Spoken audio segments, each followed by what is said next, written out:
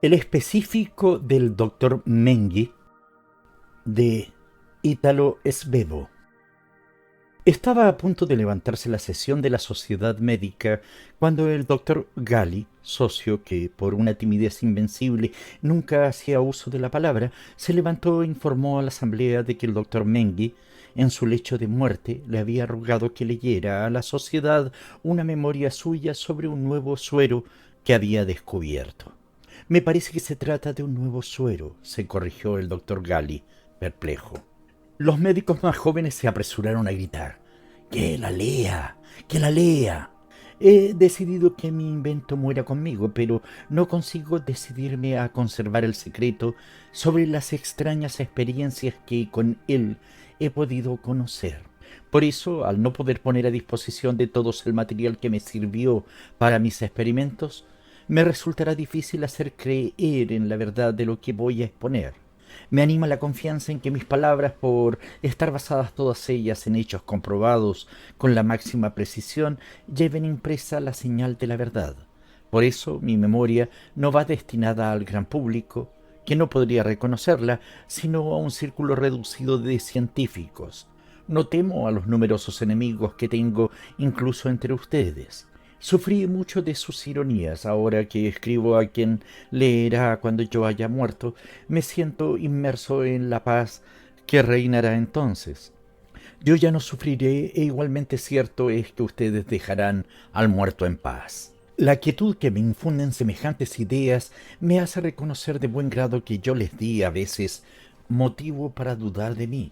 Hace muchos años proclamé con precipitación juvenil mi descubrimiento de un suero apto para devolver instantáneamente a un organismo marchito su antigua juventud. Después se demostró que la juventud que yo infundía duraba demasiado poco, y un adversario mío, al que no guardó rencor, pese a que me hirió con mucha maldad, afirmó que mi juventud no era otra cosa que una carrera loca a la vejez. Pero todos lo reconocieron. Yo había descubierto un estimulante incomparable, superior a todos los que se usaban hasta entonces. Con mi soberbia desdeñé jactarme de ello. No era un resultado adecuado para el empeño de preservar la juventud, de descubrir un estimulante, también de aplicación limitada, porque sólo podían asimilarlo organismos aún dotados de vitalidad plena. Lo digo porque hoy aprecio aquel hermoso descubrimiento mío que abreviaba la vida, pero la volvía intensa, mientras que el descubrimiento del que voy a hablarles y que logró su objetivo me horroriza. Hablo del primero, entre otras cosas, porque guarda relación directa con el motivo por el que escribí esta memoria, y no para defenderme, sino para aclarar que mi adversario no tenía razón al afirmar que mi específico merecía la denominación de alcohol Menghi. Mi específico es de todo punto diferente del alcohol. Este aminora el recambio de la materia, el mío lo precipita. Y así, mientras que el alcohol obstaculiza la labor del corazón hasta agotarlo, mi específico lo facilita tanto que el organismo entero se le supedita. Nótese, el órgano que es la fuente de la vida, al no encontrar obstáculos en un organismo lleno de vitalidad, se propasa y mata. El doctor Clementi me ayudó a formular semejante teoría que sepultaba mi descubrimiento. Mas aún las palabras son, lo reconozco de buen grado, todas suyas. Y esa teoría, o mejor dicho, esas palabras, iban a llevarme derechito hasta el antídoto del alcohol Menghi. Por eso, primero imaginé teóricamente mi nuevo suero, y ahora, después de los diversos experimentos que hice con él, nada debo cambiar en la teoría. Nunca pensé haber encontrado la piedra filosofal, la vida eterna. Debía alcanzar una economía de las fuerzas vitales, gracias a la cual la vida resultara prolongada inconmensurablemente, y me habría bastado. Me habría bastado poder decir al artista y al científico: ya está, la vida ya no es breve ni siquiera para vosotros. La asamblea de científicos a la que me dirijo difícilmente podrá comprender cómo he podido renunciar a la gloria. Oh, se lo ruego, ¿se imaginan por un instante que uno de los inventores de los terribles explosivos modernos hubiera vacilado a la hora de comunicar a nuestra inmadura humanidad su invención? ¿Lo comprenderían ustedes? Además, en mi caso contribuyó a ese escrúpulo una promesa que hice a la persona más querida para mí junto a su lecho de muerte. Al leer esta memoria comprenderán desde luego la importancia de mi descubrimiento y de mis estudios y al mismo tiempo la justificación de mis escrúpulos. Intento indagar qué puedo decirles de mi descubrimiento para que puedan seguirme en los experimentos que describiré detalladamente, pero no hasta el punto de revelarlo. El específico pertenece, como ya habrán imaginado, a la organoterapia. Lo conseguí a partir de un animal longevo por excelencia. No piensen en ciertos peces de agua dulce cuya vida dura, como se comprobó en ciertos parques, más de 3 siglos. Yo descubrí cuál era el animal más longevo con la simple observación de su modo de vida, de su forma de moverse, de mirar y sobre todo de atacar y defenderse. Fue también el alcohol Mengui el que me proporcionó los elementos para una observación muy segura. Los animales y las personas a los que se inyectó ese reductor de vida tienen motivos rápidos o mejor dicho, violentos. No saben coger sino que aferran, no saben soltar sino que arrojan. Además tienen una vigilia y un sueño intensos y breves. Su jornada cuenta, en lugar de 24 horas, 12 e incluso menos. El animal longevo a que me refiero tiene jornadas de un año. Ya sé a dónde se dirigen ustedes con el pensamiento, pero se engañan. Sus movimientos son lentos, seguros y mesurados. Aun cuando adivinen de qué animal se trata, nunca descubrirán cuál de sus órganos fue el que me brindó el suero que necesitaba. Hay un mitigador en nuestro organismo. Es admirable cómo se adaptan las casualidades de la vida para servir al hombre laborioso. Cuando concebí la teoría del antídoto para el alcohol Mengui, recordé un experimento de vivisección cuyo alcance no comprendí cuando lo presencié enseguida. Me apresuré a repetir la operación y ya no me ocupieron dudas. Una vez apartado ese órgano, la vitalidad del animal se exacerbaba como por efecto del alcohol Mengui. Después hice un experimento que confirmó luminosamente mi idea. Privé de ese órgano a un animal y lo envenené con morfina.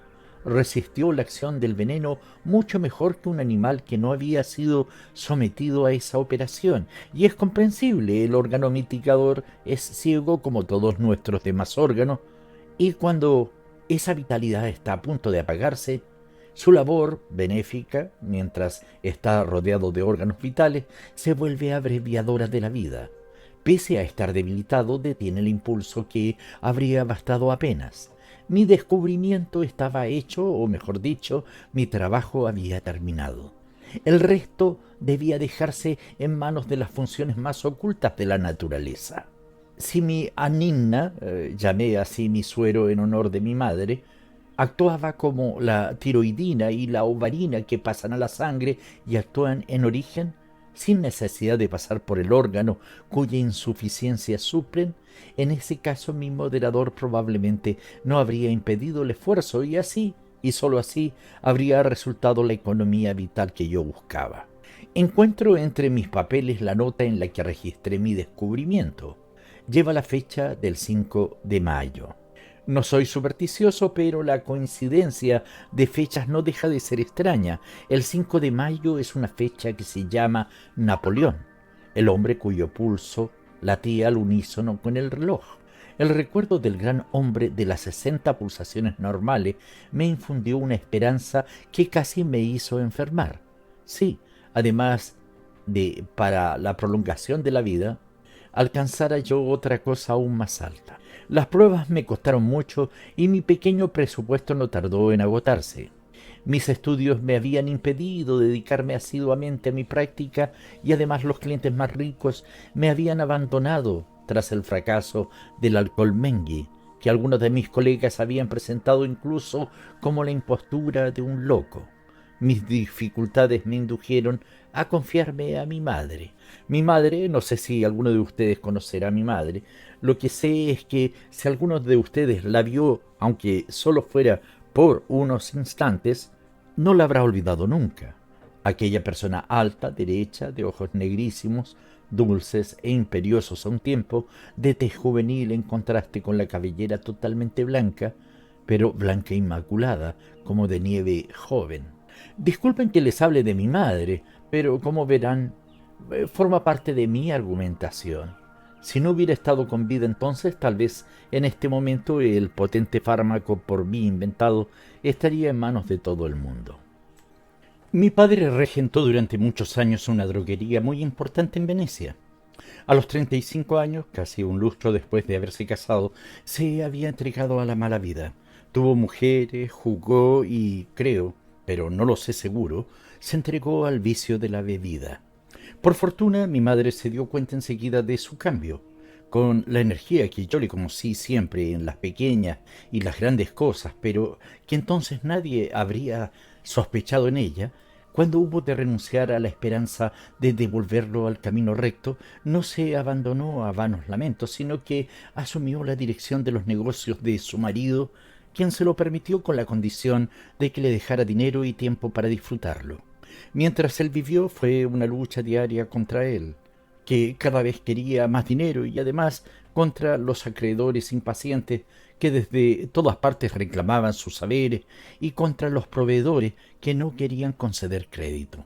Cuando murió mi padre de una neumonía seguida al tercer día de agotamiento cardíaco, solo por eso dedujo que se había entregado a la bebida, porque mi madre nunca me lo confirmó.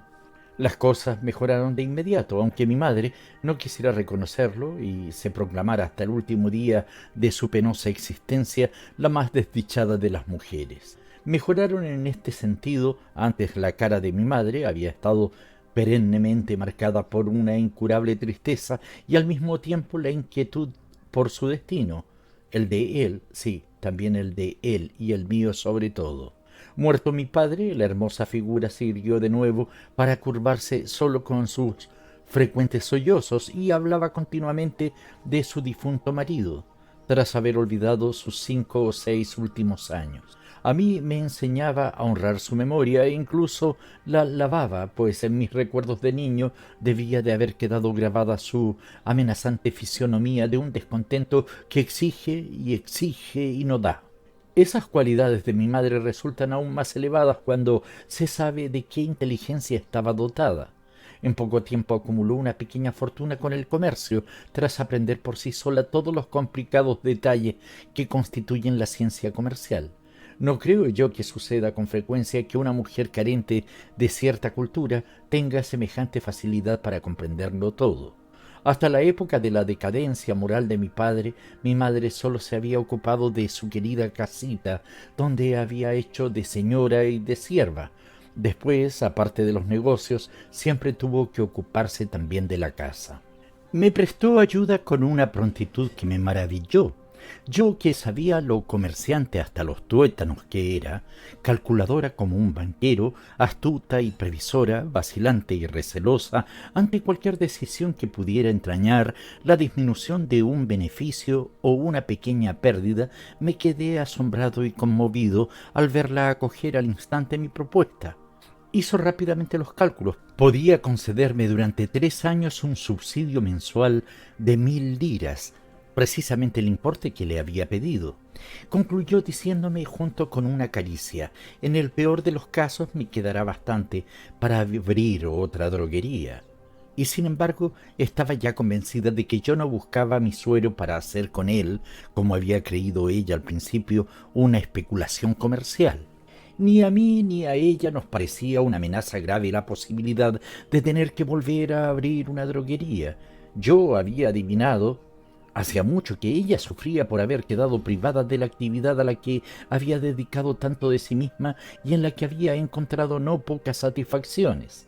Antes solo había conocido agitación y cansancio, en cambio ahora sufría además de aburrimiento. Dirigir una casa y mandar a una criada era muy poco para quien, como mi madre, había dirigido una empresa y había mandado a 2 o 3 dependientes y a varios mozos. La casa estaba tan cuidadosamente atendida que acabó teniendo un solo defecto: se hablaba demasiado del orden en ella. Quien nos vendía la carne o las verduras debía estar muy alerta, porque todo lo que llegaba a casa era pesado, examinado y cribado, y mi madre había encontrado la forma de trabajar tanto en la casita como en la gran empresa. De mi madre debo decir, además, que era una gran egoísta, con un egoísmo que solo me incluía a mí. Recuerdo a ese respecto que nunca acarició a los hijos de los otros, como ella decía. No le gustaban y por concesión para conmigo toleraba a alguno en nuestra trastienda, pero su antipatía se traslucía tan clara que no tardaron todos en abandonarme y me dejaron gozar solo de la trastienda y la merienda. A sus clientes les reservaba sonrisas y palabras corteses en las que yo, que conocía sonrisas y palabras muy diferentes, sentía la falsedad. Cuando creyó que debía incitarme al sacrificio de renunciar a mi gloria, el resultado ya obtenido de tantos estudios míos a favor de los otros, a quienes ella no apreciaba, hube de obedecer, porque las razones que la movían a pedírmelo debían de ser muy poderosas. A partir del día en que pedí su socorro, expresó su deseo de trabajar conmigo. Llevábamos muchos años sin trabajar juntos. Ella me había enseñado a leer en su mesa y la recuerdo dispuesta a venir a ayudarme y a enseñarme y después dejarme y correr a ocuparse de sus asuntos. Ese método tuvo consecuencias, no sé si buenas o malas, para mi porvenir. Creo que a ello debí un afán febril por poner en acción cualquier idea mía y que a veces puede incitarme a hacer comunicaciones prematuras, pero que a la inversa me impulsa a precisar sintéticamente las ideas, mientras que otros pierden tiempo con errores e ilusiones. Ya sé que en el laboratorio la idea se realiza inmediatamente, pero no de forma precisa. Reconozco una semejanza entre el animal evolucionado y el no evolucionado, pero no reconozco su identidad. Bastan los experimentos hechos con la anina para determinar su diversidad. Cuando mi madre empezó a trabajar conmigo en el laboratorio, mi descubrimiento estaba ya consumado. Lo único que faltaba era producir una cantidad suficiente de anina para llevar a cabo experimentos seguidos. Dedicamos la mayor parte de nuestro tiempo a debates sobre la teoría, que con ello resultó más clara. Ella entendió enseguida y perfectamente. Cierto es que para hacerme entender mejor yo recurría, lo menos posible, a los términos científicos y empleaba incluso un lenguaje que la ciencia desdeña. La vida animal es comparable a la ebullición de una ola de agua puesta sobre un fuego cuyo combustible sea limitado. Esa ebullición puede acabarse porque el combustible se agote o porque el agua, a fuerza de bullir, se evapore. En el primer caso tendríamos una muerte por agotamiento, en el segundo por quemazón. Ahora bien, es evidente que la vida animal está asegurada con un exceso de calor. Quiero decir que el equilibrio entre el agua y el fuego no es perfecto y que si se pudiera disminuir la ebullición, la vida podría durar más. Por ejemplo, es evidente que el calor que emana de nuestro cuerpo es una pérdida. ¿Qué parte de esa pérdida es necesaria para proteger nuestra periferia?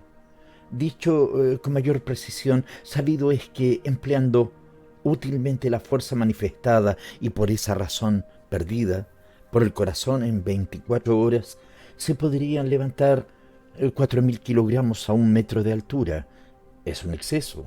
¿Qué parte de esa fuerza es necesaria para alimentar nuestra vida y qué parte se pierde o resulta perjudicial? El porvenir de la ciencia higiénica radica enteramente en la solución de semejante problema. Entre tanto, yo sé que esa fuerza es excesiva y lo sé ante todo por el hecho de que muchos individuos cuyo calor manifiesto era inferior demostraron ser más fuertes que los de las pulsaciones apresuradas y que respiran calor por todos los poros. La fuerza latente es la única, la que podemos percibir con nuestros sentidos o medir con nuestros instrumentos, es la pérdida de la fuerza. ¿Y han observado que el cerebro funciona excelentemente en individuos cuyo corazón ha declinado?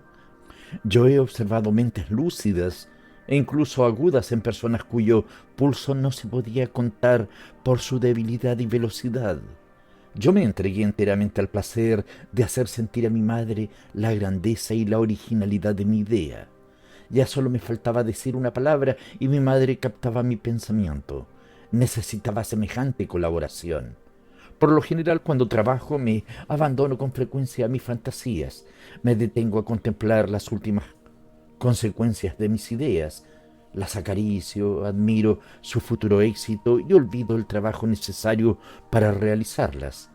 Con mi madre eso no era posible. Ella llevaba consigo al laboratorio los sistemas que tanto le habían aprovechado en los negocios. La anina, en su forma más pura, es decir, como un suero extraído directamente del órgano moderador, demostró ser un veneno de una potencia incomparable. Con un decígramo en la sangre se mataba un perro joven y fuerte en 40 segundos. Al principio mi madre se negaba a creer que se tratara de una muerte real.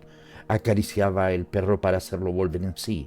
Después, convencida, inclinada aún sobre el cuerpo del animal, muy pálida, me preguntó: «¿Tú no querías esto?». La tranquilicé diciéndole que era algo previsto. El suero del que iba a servirme debía estar mucho más elaborado. Ella siguió muy afectada y recelosa durante mucho tiempo. Aquello me movió a trabajar febrilmente para disiparle cuanto antes aquel recelo. Preparé un conejo con inyecciones seguidas durante varios días de dosis mínimas de anina. Recogí su sangre, que una vez esterilizada consideré el suero deseado.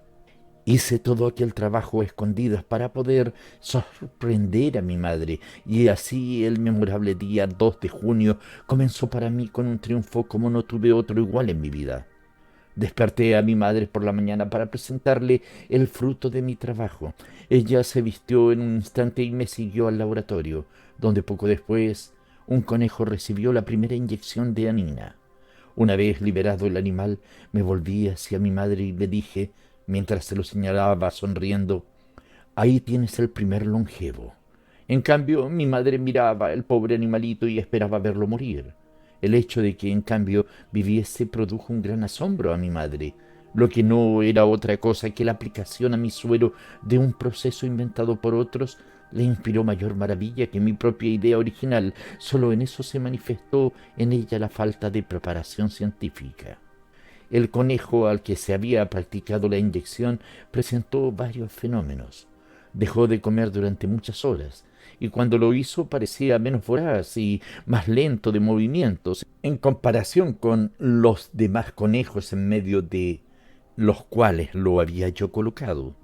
Salvo cuando se estremecía, era presa evidentemente de algo así como una estupefacción, y mi madre lo observó tanto que dijo unas palabras fuertes y características que entonces me gustaron inmensamente. «Parece sepultado en su propio cuerpo». Pasamos el día entero observando el comportamiento del animal. Yo podía observar en él otro síntoma claro, evidente, de la eficacia de la anina. La manifestación más clara de vitalidad en un conejo es el salto con el que se sustrae a una mano que quiere acogerlo. El mío daba un salto formidable. Cuando se veía amenazado la primera vez, en cambio, era incapaz de dar otro si se lo amenazaba inmediatamente por segunda vez. Enseguida caía en el citado estado de estupefacción y se dejaba agarrar, sobresaltado e inerte. Por la noche, en el comedor, seguimos charlando sobre la anina, pero mientras que mi madre se sentía embargada cada vez más de admiración y alegría, yo me sentí invadido por una clara sensación de incomodidad. ¿A dónde me conducirían los experimentos con los animales? Aún llegando a comprobar en ellos aquel cambio de vida concorde, según mis teorías, con su cambio físico, no habría avanzado demasiado, no, solo la comprobación de un cambio de toda la función vital, y en gran parte había de escapar a la verificación mediante instrumentos. Podía servirme. No vacilé, aquella misma noche me inyectaría la anina en mi propia sangre. Renació en mí la más viva esperanza. La observación subjetiva no cuenta con muchos ejemplos en medicina, pero algunos hay, y de lo más extraño. Por ejemplo, el célebre médico napolitano que, aquejado de nefritis, fue el primero en propugnar la cura láctea. Intuyó su benéfico efecto primero subjetivamente y después lo comprobó objetivamente al verificar la disminución de la albúmina. Con mayor razón había de dar un resultado concluyente el experimento subjetivo en mi caso, en el que se trataba de verificar una intensidad de vida que, en mi opinión, debía disminuir ante todo en la vivacidad del sentido y del sentimiento, porque si la anina demostraba ser eficaz como yo esperaba, debía disminuir lo que yo llamo la fricción. Ahora bien, ¿cuál es nuestra mayor fricción? La que despilfarra nuestras fuerzas sin que nos demos cuenta. Nuestros órganos de percepción a veces no bastan, lo reconozco, pero la mayoría de las veces pecan de demasiada sensibilidad. ¿Cuántas veces no resultan dañados por el sonido y la luz? Además de los sentimientos no hablo. Las alegrías excesivas y los sufrimientos anímicos excesivos diezman a la humanidad. Mi madre hablaba ahora de cosas de casa y yo no lo escuchaba todo, absorto como estaba en mi pensamiento y agitado por la férrea decisión adoptada. Anticipé con el pensamiento el efecto que produciría en mí la anina. Pensé que ésta debía llegar a ser el fármaco de los intelectuales y no de los trabajadores manuales. Ya he dicho lo que pienso de la necesidad de un corazón manifiestamente fuerte para el funcionamiento del cerebro.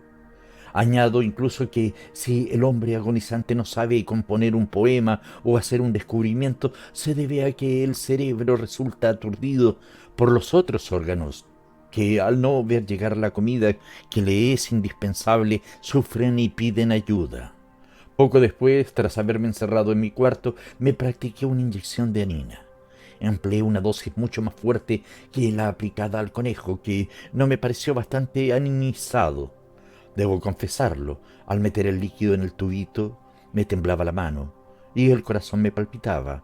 Algo semejante debió de experimentar el valeroso inventor que hizo pasar por su cuerpo 2000 voltios de fuerza para demostrar la inocuidad de la corriente alterna. Tal vez habría sido más prudente por mi parte aplazar el experimento hasta el día siguiente y anotar entre tanto mi descubrimiento para que tal vez fuera experimentado posteriormente por algún colega mío, pero no pude esperar.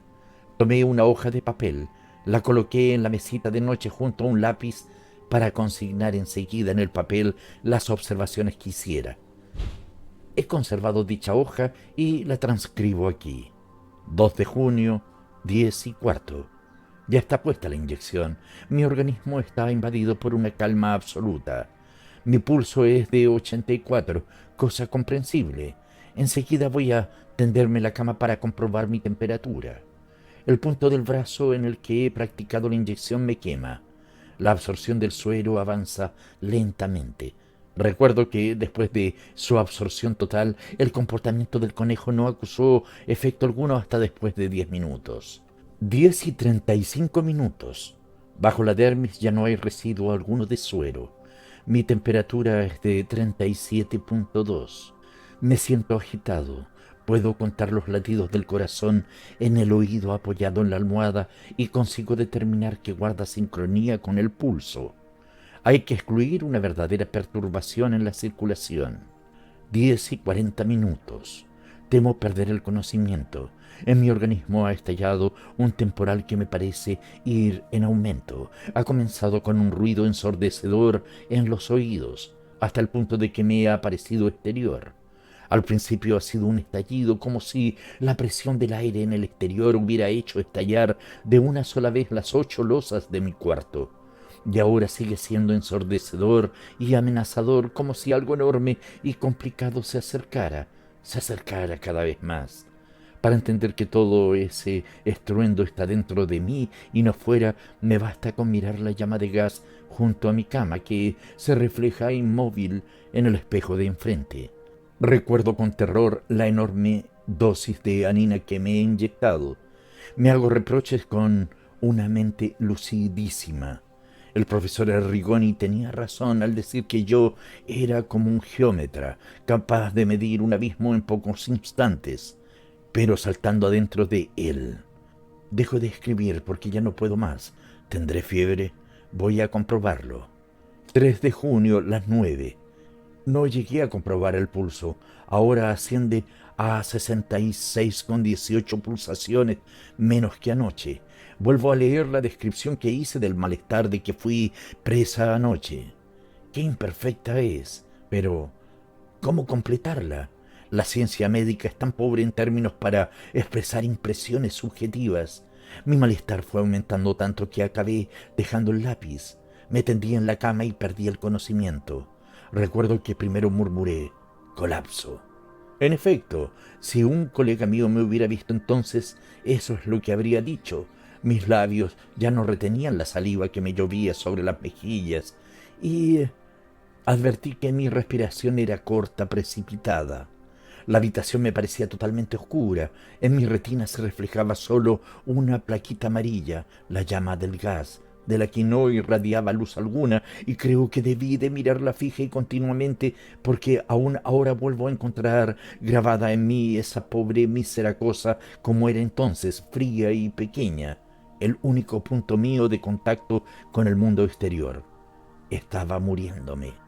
Ahí abajo, las piernas que me parecían lejanas, muy salidas de la cama, me pesaban enormemente. No recuerdo nada más.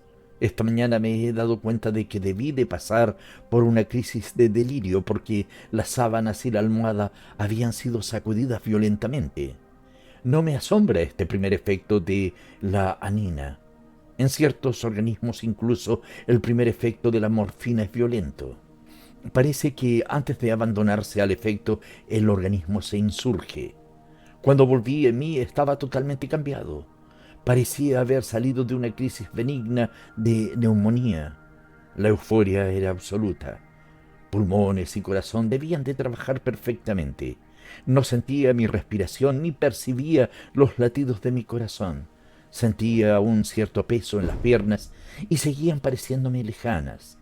Eso significaba simplemente un debilitamiento del sentido. Debo de haber sonreído de la satisfacción de haber acertado tan exactamente. Mis previsiones estaban cumpliéndose. El cerebro sentía menos que los demás órganos el efecto de la anina. Con esfuerzo toqué con una mano los pies desnudos. Estaban calientes, pero enseguida pensé que con ese acto no había hecho otra cosa que verificar la diferencia de temperatura entre las dos extremidades.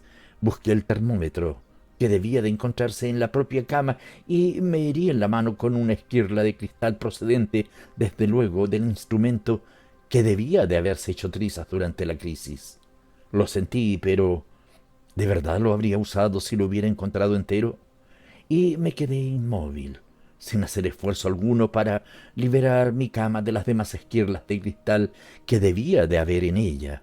Me entretuve largo rato inmóvil con mis ideas. Pensé, ¿debería notar enseguida mis observaciones? Estaba seguro de que podría saltar de la cama y correr a hacer mis anotaciones, pero no me moví. El pensamiento siguió centrado en las anotaciones y me demoré pensando en lo que habría escrito si lo hubiera hecho. Entretanto miraría el reloj para determinar cuánto tiempo había durado mi inconsciencia. No lo miré y me limité a comprobar que era noche cerrada.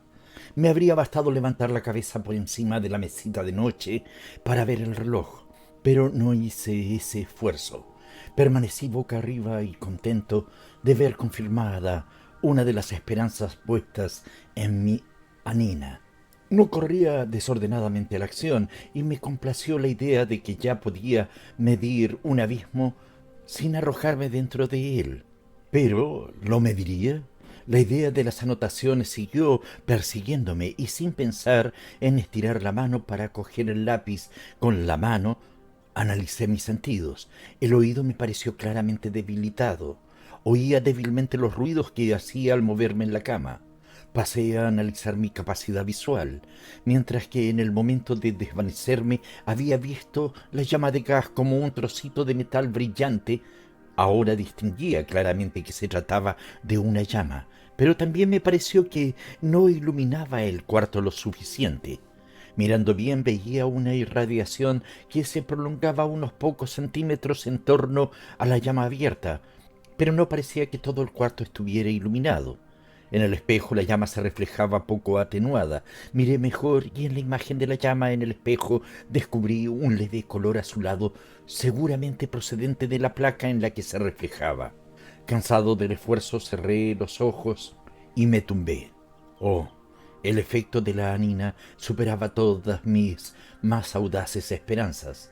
El esfuerzo que costaba la percepción de un objeto quedaba compensado en gran medida por la agudeza de la visión.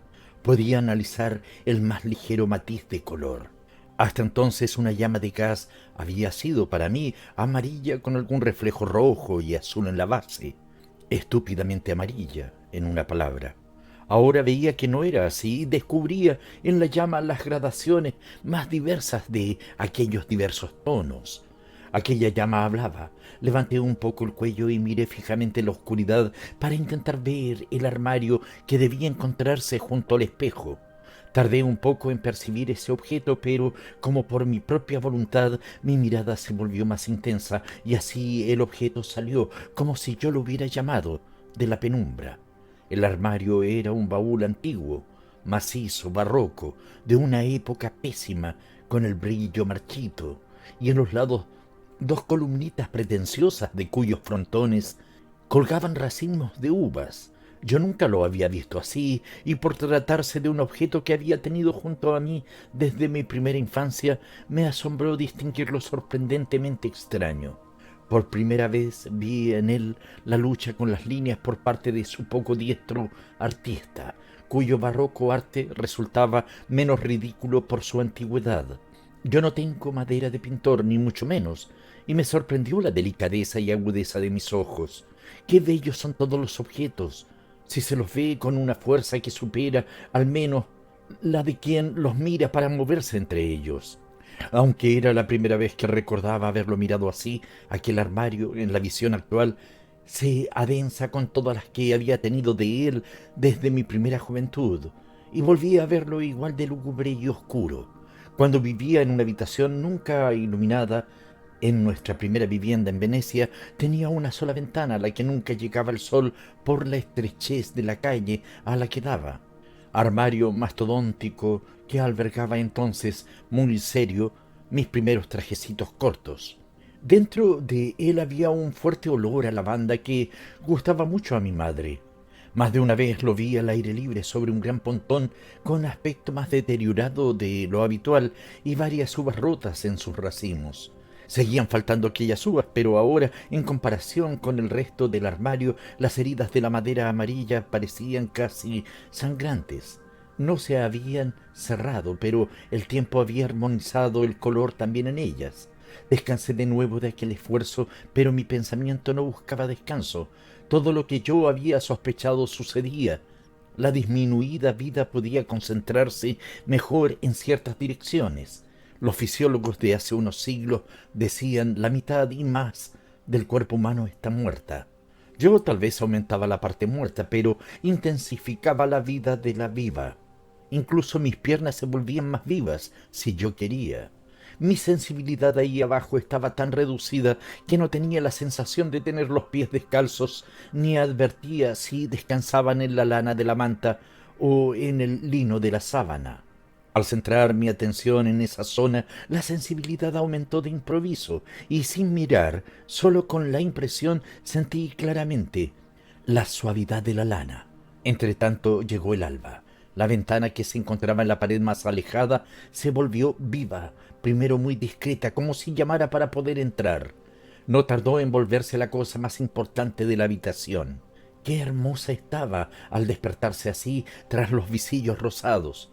Estaba cansado y el reposo, y mi última impresión visual fue de nuevo el armario que había visto tantas albas sin haber sido nunca observado tan intensamente.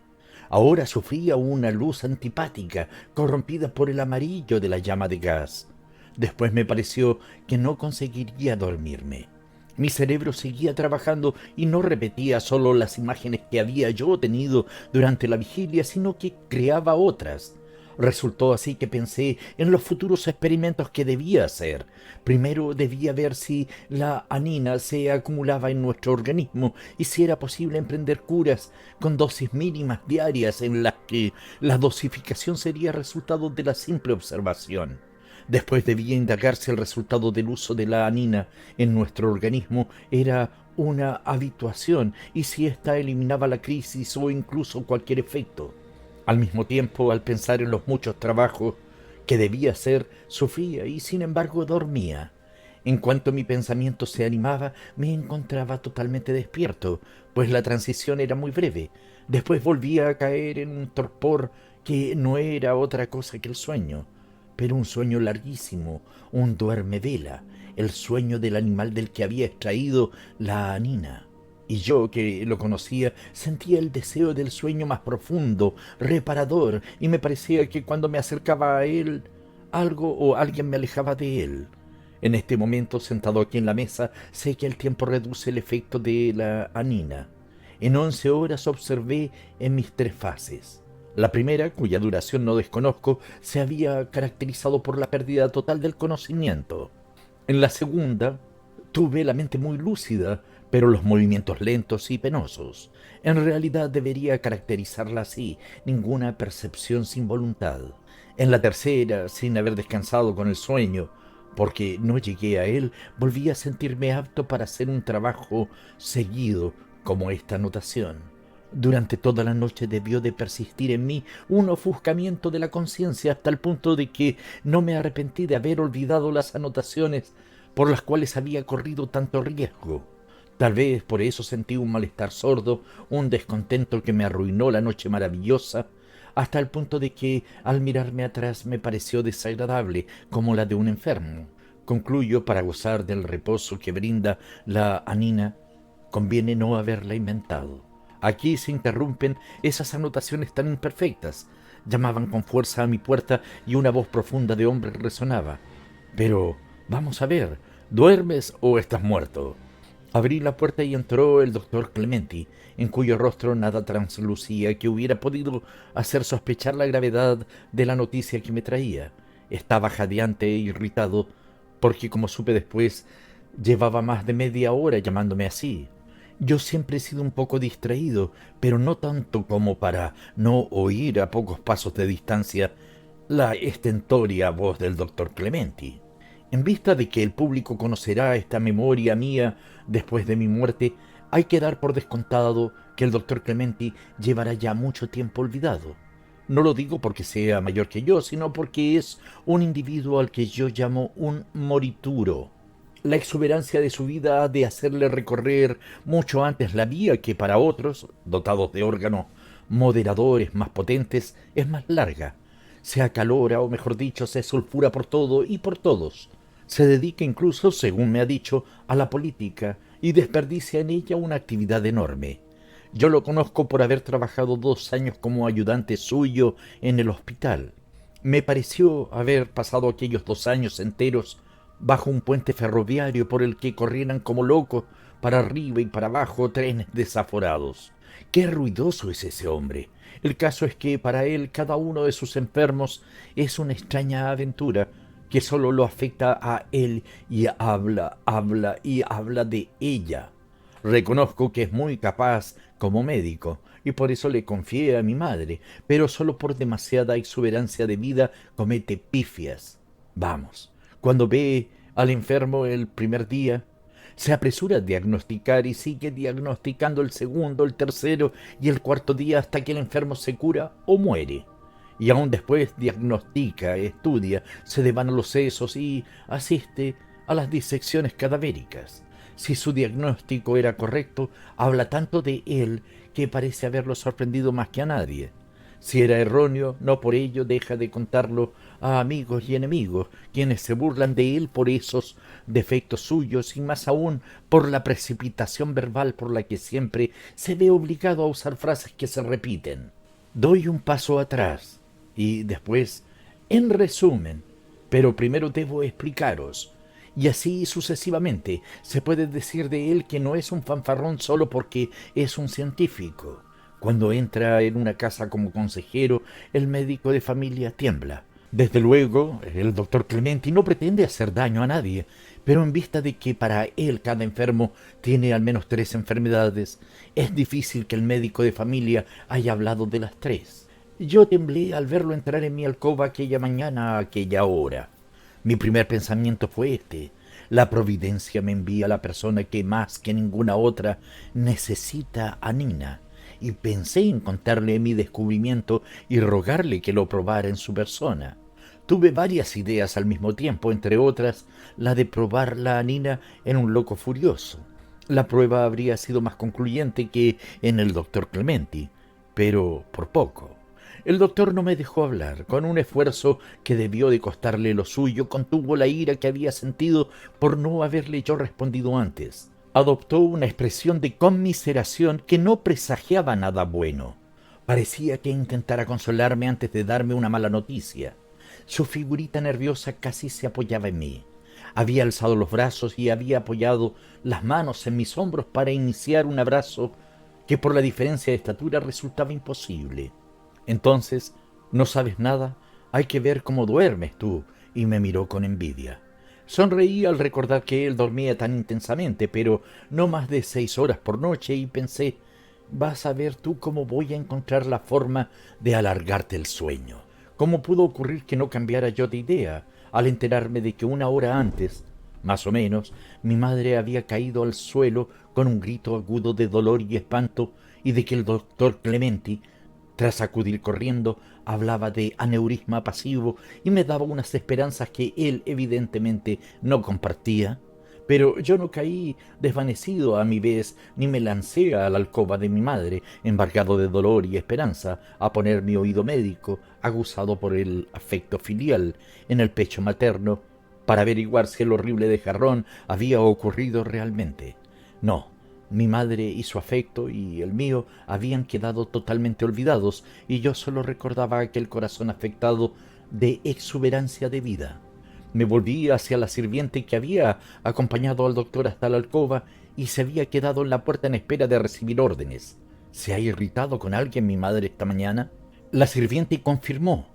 El carnicero, borracho ya a esa hora, ante ciertos reproches de mi madre, había respondido con impertinencia, y mi madre se había alterado intensamente. Media hora después había sido presa del ataque. ¿De qué sirve?, intervino el doctor Clementi. Sabes de sobra que decir rotura espontánea del corazón es una forma de hablar que carece de fundamento científico. La rotura es siempre consecuencia de la degeneración. Al verme palidecer, añadió con una caricia paternal: no te desanimes. Yo, más que formular un diagnóstico, he sentido el peligro. Después recordó que, además de cliente, era colega suyo. No quiso reconocer que podía equivocarse y se corrigió con vivacidad, como si respondiera a un opositor y no a sí mismo. Yo digo que se trata de una rotura de pocas dimensiones en el ventrículo izquierdo, pero aún espero equivocarme, y por lo demás consultaré al colega Walter. Se habla tanto en esta época de la posibilidad de coser el corazón. Yo conocía esa horrible operación, que sólo había tenido éxito en 1 o 2 ocasiones, y no admití ni por un momento la posibilidad de permitirla. Cuando entré en la alcoba de mi madre, mi plan científico estaba decidido. La cura debía consistir en inyecciones de anina, en dosis ligerísima y repetidas diariamente. Mi actitud, debida a mi frialdad íntima y a la idea que me embargaba enteramente, fue tan vacilante que me asombró que ella no la advirtiera. No lloré. Oculté mis secos ojos con la mano y me dejé caer de hinojo junto a la cama. Ella alzó despacio el brazo y, permaneciendo boca arriba, me ofreció la mano, que besé. «Yo me muero, hijo mío», murmuró. «No, no, madre mía», grité, y me interrumpió algo así como un sollozo. Parecía un sollozo, pero yo sabía perfectamente que lo único que obstaculizaba mi respiración era la esperanza de salvar una vida con la anina. El caso de mi madre era típico: un grito, un solo grito, y correría, si yo no intervenía, precipitadamente hasta la muerte. Aun cuando hubiera dudado del diagnóstico del doctor Clementi, no habría podido por menos de convencerme con solo ver a mi madre. La anina había sido inventada a tiempo. Yo sabía la eficacia que podía tener el hielo que habían colocado sobre el pecho de mi madre. Hacía falta otra cosa para domar aquel corazón. De acuerdo, antes de romperse había degenerado, pero ¿por qué lo había hecho? Evidentemente porque antes de que la presión hubiera llegado a partirlo, había logrado que degenerara. Había que excluir la posibilidad de que se tratase de una degeneración grasa. El organismo de mi madre era tan pobre en adiposidad. Fue la primera vez en que me descubrí más complicado aún que el propio Clementi. Yo no dejaba de sollozar. Si hubiese sentido un dolor sincero en aquel momento, al oír sollozar también a mi madre, por miedo a perjudicarla con una emoción demasiado viva, habría sabido fingir y calmarme. En cambio, seguí sollozando hasta que el doctor Clementi, que me había seguido, se inclinó sobre mí y murmuró a mi oído: «Colega, ¿es que quiere matar a su madre?». Entonces me resultó fácil calmarme. Abracé a mi madre al tiempo que le decía sonriendo que me había conmovido mucho oírla declararse próxima a morir. No cabe duda, la anina nublaba en mí el sentimiento y el dolor. ¿Acaso no estaba previsto que disminuyera el desgaste? Mi vida, reducida por el potente moderador, solo bastaba para mantener lúcido mi cerebro y a duras penas el sentimiento de mi propia existencia.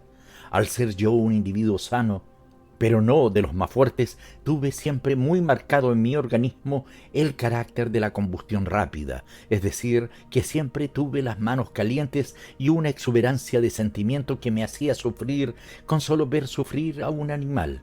En cambio, ahora me faltaba el dolor incluso asistiendo a la representación de lo que cerca o lejos no dejaba de ser mi destino.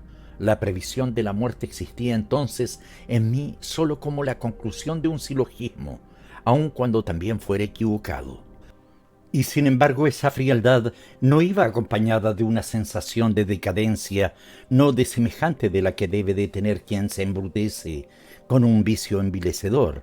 Miraba a mi pasado de altruismo como a una altura ya inalcanzable para mí y pensaba: lástima que he tomado la anina precisamente pocas horas antes de que mi madre enfermara. Recuerdo que me erigí en juez de mí mismo. Miraba la cara de mi madre, ni dulce ni feroz ya, sino tan abatida que se veía lista para recibir la facies hipocrática, y pensaba: si otro hijo estuviera en tu lugar y si yo adivinara los sentimientos, ¿qué le diría? Respondí con toda claridad a mí mismo que lo habría puesto verde. Siempre así, cerebro lúcido y sentimiento anublado. Nada más quedarme a solas con mi madre, la asedié al instante. Debía encontrar la forma de sugerirle la cura de la anina sin inquietarla demasiado. Comencé diciéndole que me encontraba muy bien, pese a que la noche anterior me había puesto una inyección de anina. Después le conté todas mis aventuras de la noche anterior y ella las escuchó con mucho deleite. Me pareció que en algunos momentos olvidaba incluso su terrible situación. En conclusión me dijo: «Tú sí que eres un héroe». Después le hablé con cautela de su mal. Le dije que había en su corazón una amenaza de rotura y debía procurar no emocionarse, no agitarse y no hacer movimientos bruscos. La amenaza de aneurisma subsistía solo por el exceso de vida que en ella había. Tras haber hablado a mi madre de las observaciones hechas sobre mí mismo con aquella calma inquieta que me había quitado el sueño, pero también toda agitación, ella entendió enseguida dónde quería ir a parar. Me miró y con una sonrisa que volvía triste la palidez de su rostro, me dijo: «¿Te gustaría probar en mí tu anina? Pues hazlo, anda. Agradezco al cielo que, ya que he de estar enferma, mi enfermedad te ofrezca la oportunidad de una experiencia tan decisiva».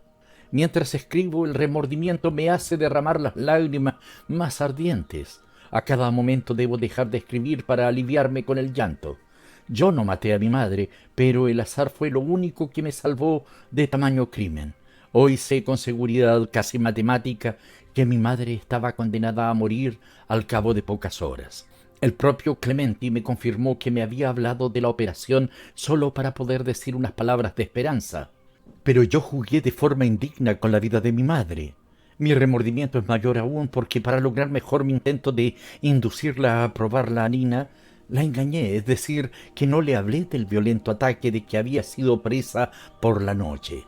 Tal vez se habría sentido espantada y habría rechazado el fármaco. Le puse la inyección con mano segura. Pude observar en mi madre el efecto de la anina antes de que hubiera absorbido enteramente la dosis inyectada. El rasgo más destacado en su pobre rostro había sido hasta entonces la inquietud de sus ojos, aquellos ojos que se habían vuelto tan dóciles, habían mirado fijamente a Clementi y después a mí, inquietos y suplicantes. Al instante se calmó en una inmovilidad que parecía querer preceder al sueño. Mientras se calmaba, yo me agitaba cada vez más. Aunque había atenuado la dosis de anina, ésta podía producir un ataque. Si éste hubiera cobrado formas violentas, habría precedido en poco a la muerte y mi experiencia habría acabado. Me palpitaba el corazón, pero aún no por mi madre. Aquí mi exposición se vuelve aún más deficiente que hasta ahora. Quiso la casualidad que cuando en el organismo de mi madre resultó evidente el efecto de la anina, mi organismo se liberara del todo de ella y con la misma violencia con la que había sucumbido. Fui presa de los mismos síntomas, una agitación que me quitaba la respiración y estallidos en los oídos que parecían ir a romperme los tímpanos. Tuve que separarme de mi madre por miedo a perder el conocimiento. Salí de puntillas. Antes de cerrar la puerta tras mí, pude cerciorarme de que mi madre había advertido mi movimiento.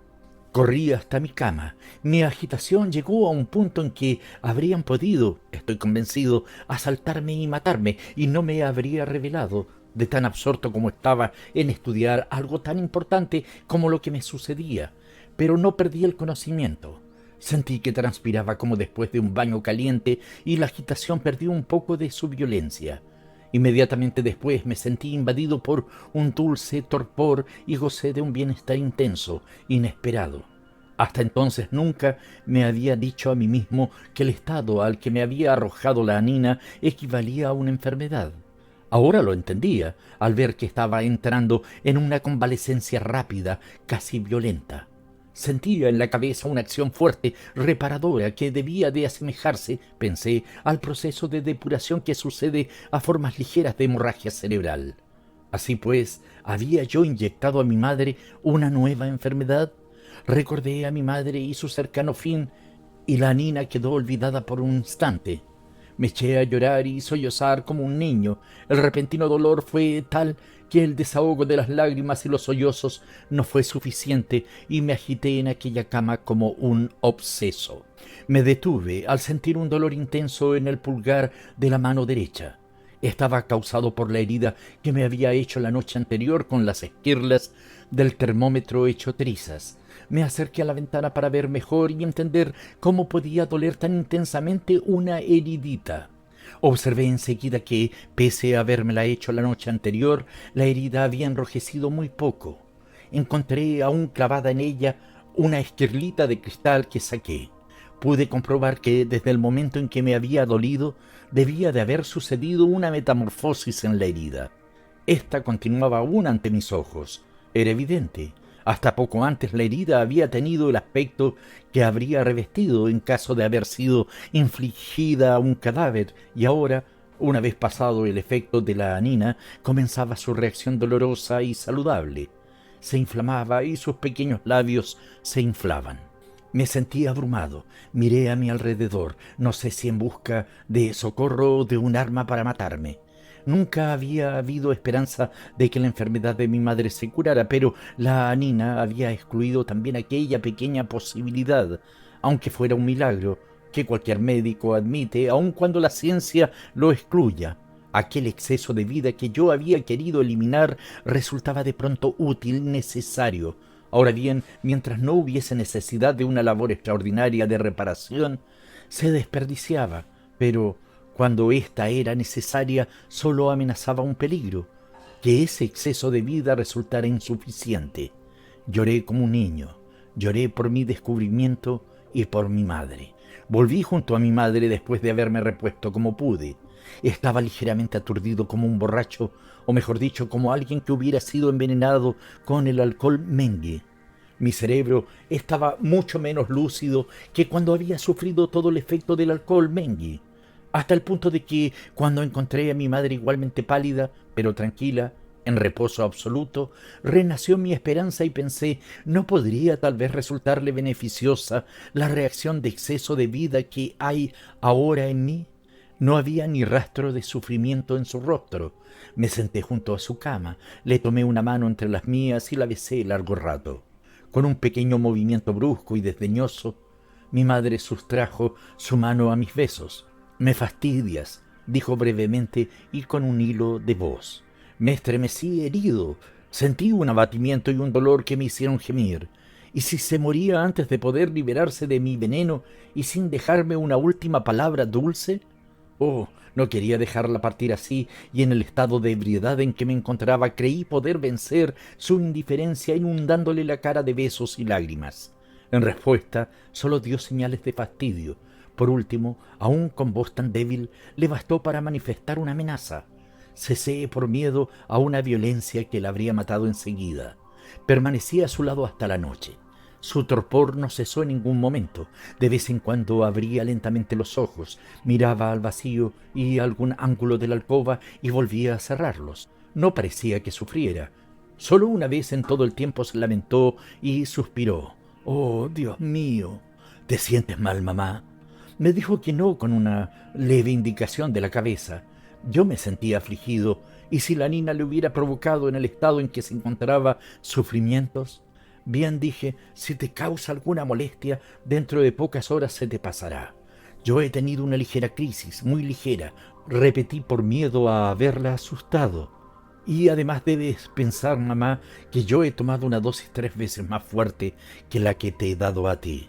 No me escuchaba. «Me duele este frío que siento aquí», dijo al tiempo que señalaba la ampolla de hielo que tenía en el pecho. Si me lo hubiera dicho cuando le había puesto la inyección de anina, no habría dudado en apartar aquel hielo, porque mi suero lo suplía de sobra. Pero ahora que el efecto de la anina estaba a punto de disiparse, habría sido una muestra de suma imprudencia. Le rogué que soportara aquel frío, al menos hasta que llegara el doctor Clementi. No respondió y esperamos en silencio. Qué tarde fue aquella. La pasé enteramente escrutando su cara. Todos sus movimientos me aterraban. Una vez en que levantó una mano para llevársela a la mejilla, tuve tal susto que me mordí los labios hasta hacerme sangre para no gritar. El doctor Clementi llegó y se marchó. Ella no le dirigió la palabra. Ni siquiera reaccionó cuando le ordenó que continuara con las compresas frías. Yo lo acompañé hasta la puerta. Al despedirse me dijo: «Esa postración no me gusta. Si no fuera por eso, me marcharía tranquilo. El pulso es sorprendentemente lento y no se puede decir que esté particularmente débil». Volví junto a mi madre con una nueva esperanza en el corazón. De las propias palabras del doctor se desprendía que la vida de mi madre se prolongaría al menos unos días. No le prodigué otras caricias y decidí esperar. Me senté en un sofá lejos de la cama. Vencido por el cansancio, me tendí. Después el sueño se apoderó de mí imperioso, y tras una breve lucha durante la cual agucé el oído para oír la respiración de mi madre, me abandoné a él con voluptuosidad y recuperé al instante el máximo descanso que el hombre puede conocer y que la nina me había disputado la noche anterior. 2 o 3 horas después, tras haber descansado enteramente, volví en mí. Me puse en pie de un salto, asustado por haber dejado sola a mi madre. Al no oír enseguida su respiración, temí encontrarla muerta. Llevé la vela hasta su cama. Empalidecí. Estaba sentada, pero vuelta hacia la almohada. Acerqué la vela a su cara.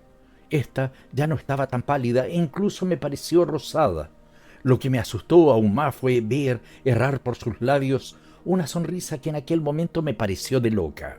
Abrió los ojos y al verme me tomó la mano con un gesto tan vivo que habría asustado incluso a Clementi. «Ah, eres tú», exclamó con alegría y desde luego con voz menos débil que antes. «Eres tú. Oh, cuánto me alegro de poder aún hablar contigo». Ya había perdido las esperanzas. Recuerdo exactamente cada una de las palabras que me dijo. Habló ininterrumpidamente durante un largo rato y siempre repetía lo mismo con nuevas palabras, como si hubiera temido que yo hubiese podido olvidarla. Dijo: «¿Cómo se te ha podido ocurrir algo tan horrible?». me has sepultado viva. Una vez dijiste que esa cosa horrible cristalizaba el cuerpo humano. Yo quería moverme y gritar, y no podía, y todo estaba muerto en mí, aparte del deseo de vivir, gritar, moverme, sepultada viva, y te veía y sufría porque tú vivieras. Bésame ahora, hazme sentir de nuevo el calor de tu afecto, todo el calor, toda la vida, aunque esté muriéndome. Oh, bésame y llora también conmigo. Tú pensaste en hacer el bien para todos, y en cambio tu invención no es otra cosa que un nuevo flagelo. Oh, pobrecillo, ¿cómo vas a poder consolarte de perder al mismo tiempo a tu madre y tu gran obra? Pero así debe ser. Júrame que no volverás a introducir semejante cosa en un cuerpo humano, y tampoco en el cuerpo de un pobre animal creado por el Señor. Júralo. Lo juré. Después lloramos largo rato los dos. Parecían lágrimas de consuelo mientras ella moría. ¿Para qué repetir las inconexas palabras de la pobre moribunda, cuando yo mejor que ningún otro sé traducirlas a palabras más lúcidas y conscientes, porque comprendí todo su sentido y adiviné por analogía con las sentidas por mis sensaciones de las que procedían?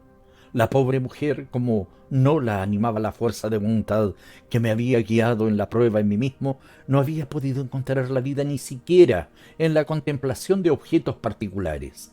En su pobre cuerpo la anina había triunfado totalmente.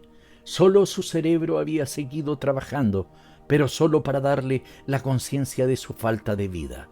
Ella cesó de hablar y de complacerse con la libertad reconquistada sólo para morir. El exceso de vida producido por la reacción de la nina había sido demasiado violento para su corazón, ya herido. Y debo decir algo más. Para hacerlo público es para lo que he escrito esta memoria. No sólo por el juramento hecho a mi madre dejo sepultar junto conmigo mi descubrimiento. ¿Cómo puedo entregar a nuestros contemporáneos semejante filtro? Imagínense, bastaron unas pocas gotas para hacer de mí un delincuente. Cuando veo a los psiquiatras desesperados por no poder encontrar en los delincuentes un síntoma específico común, sonrío. Carecen de los instrumentos para encontrarlo. Y sin embargo el carácter del delincuente, por mí verificado en el orden físico, resulta confirmado por su aspecto moral. ¿No ven ustedes que tiene una vida limitada, mínima, que no traspasa su epidermis, mientras que el altruista tiene tanta exuberancia de vitalidad que puede donarla, generoso, a todo el mundo? No todos los delincuentes revelan su miseria, pero observen y verán cómo en todos existe una atenuación de la vida. Así pues, sigamos siendo mortales y buenos. He destruido la anina y la humanidad puede agradecérmelo. Aceptaría incluso parecerme al doctor Clementi más que quedarme tranquilo con una vida deficiente. Gracias, dijo el presidente doctor Clementi, que había acabado de leer, y pensar que yo he sido amigo de ese hombre hasta el punto de que, a fuerza de simulación, conseguí ocultarle la verdadera naturaleza de su fracaso con el alcohol Mengui. Pero antes debo decirles que soy yo ese adversario al que se refiere y que supuestamente había formulado la famosa teoría de la abreviación de la existencia, mientras que yo comprendí enseguida que aquel suero no tenía otra eficacia que la del éter en que iba disuelto. No me jacto de esa bondad, explicable porque era el médico de familia del doctor Mengui, y este era uno de esos a quienes hay que secundar. A propósito, ahora comprendo por qué hay tantas insolencias referentes a mí en esta memoria. Hace años publiqué un estudio, El científico paranoico, y el doctor Mengui creyó reconocerse en mi sujeto. Lo negué, pero él evidentemente no me lo perdonó. «Pero, ¿y la memoria?», preguntó un médico al ver que el doctor Clementi no podía olvidar su propia personalidad ofendida. «¿La memoria?», rebatió el presidente. «¿De verdad quieren que hablemos de ella?». «No, no», gritaron todos. «De toda esta memoria solo me interesa un aspecto», continuó el doctor Clementi. «En vista de que el doctor Mengui no era un mentiroso, me gustaría saber por qué motivo la palmó aquel pobre perro al que se inyectó la anina en su forma más pura». «Debió de ser un accidente», gritó un médico joven. «No bromiemos», dijo gravemente el doctor Clementi, a quien no gustaban las bromas ajenas. Se puede formular una hipótesis. Tal vez el doctor Menghi empleara para la fabricación de su suero la albúmina de algún animal de sangre fría. Esa albúmina tiene un efecto letal inmediato si se la inyecta en la sangre de un mamífero. Ahora bien, si no fuera así, habría que pensar que con su nerviosismo para mantener sujeto el perro, el doctor Menghi lo estranguló sin darse cuenta. Todos se rieron y el anciano señor, rejuvenecido por el aplauso, abandonó el estrado con sus pasitos rápidos.